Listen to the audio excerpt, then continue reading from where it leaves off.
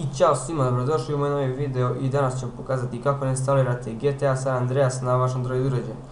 Sve što im potrebno jeste malo jači telefon ili tablet i potrebno je da imate slobodnog prostora barem 2,5 GB.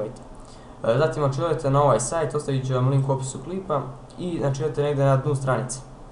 Zatim ovdje odaberete vaš brand, u ovom slučaju Alcatel iz Aluminija i opet odete na dno. Zatim kliknete ovdje download, opet download i skinjete, ali ja to već imam.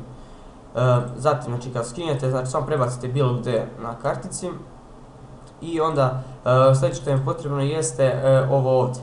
Znači to ću vam isto ostaviti link u opisu klipa, to se skida preko Pirate Bay-a, tako znači kad to skinjete, znači samo uđite ovdje na kartici ili na telefon, uđite ovdje u fasciklu Android i znači vidite prvo da li imate folder koji se zove OBB. Ako nemate taj folder, znači samo napravite novi folder i tako ga preimenujte. Znači zatim samo ubacite ovdje i sačekate dok se to završi. Zatim pokazat ću vam šta trebate sljedeće da uradite, pošto ne mogu ovako da vam pokažem na telefonu. Znači samo ću da vam pokazati slide show.